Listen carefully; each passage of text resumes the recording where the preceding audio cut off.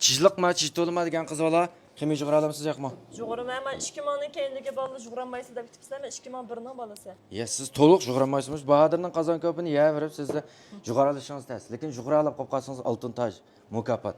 Boshlang. Bo'ldi, men tajni bir taqab, bir xil yorishamdiki ya. G'azab yorishibdi.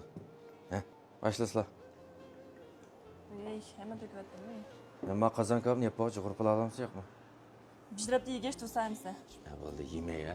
Jug'ura olamdi, jug'uramamdi vallah. Vallah mapaliyani qilishimizdagi sabab mushu bo'pmi, mushu 2000-yilning 90-yilning qizivollari asos deyarlik bu tomoqni, ximiyni, jug'ug'inni balkim ota-onasidan ko'rib boqmagan bo'lishi mumkin. Chunki davomli o'g'itchiz tomoq pishig'liq, qitib qolgan vaqtda chirimiz. Shunday emasmi?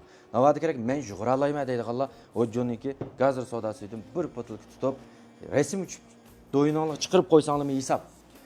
Qizivollab qolib qolsanglar, mening berishim epsiz bo'lib qolib qolsa, chizliqmani jug'uramay qolib qolsa, sizning qachonlik avatimiz. Ha, men jang e'lon qilib qolsa boraman shundami? Ama shu chizliqmaga jang e'lon qilmay desanglar, chizliqmani bir-birlar qachonlik avatimiz. Bo'ldi, futurib qo'yapmishad, o'pdan. Qovat qavt to'yib ketdi. Men qizbola yomon hozir mendan. Ya, tez. Buni aş kichik 7 yosh vaqtidan tatib ota-onasi ximiy jug'uz kundumga aydan bo'lmasa 3 minut tez. O'zingizga uyang sinab biqib jang e'lon qilsanglar bo'ladi. Lekin cho'qim sharti o'joning gazir sodasini jug'ursizlar. Ya ma ximiy 3 minut emas, 30 minut pishmayman. Men tuzuk jug'ura olayman manadan. Chaqchaq qilmadim. Oshtama, men sog'liq qilyapmanmi sizlar?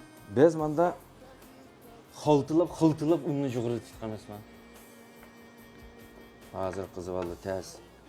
Shoma jang e'lon qilishdan qo'rqaydim, ensiraydim deyotgan qizivollarga yana bir gap. Bu ensirash ketmaydi. Hozir hammamiz to'g'ri tushunamiz. Hozir uning ustiga o'g'avalli va kan qo'saq olib ketdik. To'y qilgan odamniki har kun ximiy jug'ura olamsiz deb olmaydi.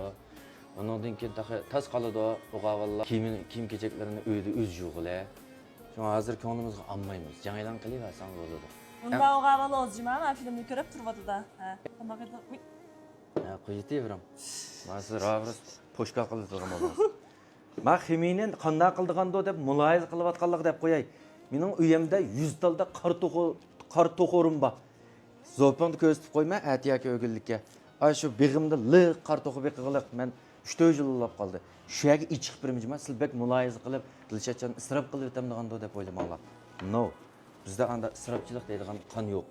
Voy, qattiq shug'urbatlayman buni men. Qanchalik bo'ldi?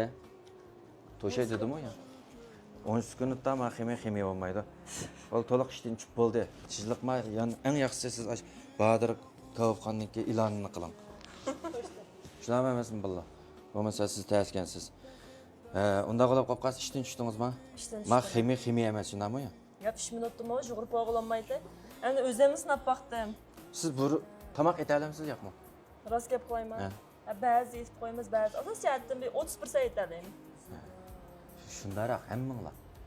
Ana ushqu tomoq eta oladigan qizlarimiz az. Jang e'lon qilsang tamamen bo'ladi, jima vallah. Shinjongning har qanday yerida. Qashqarga chizliqma bordi. Belakyaga men borman. Ma'qulamsa.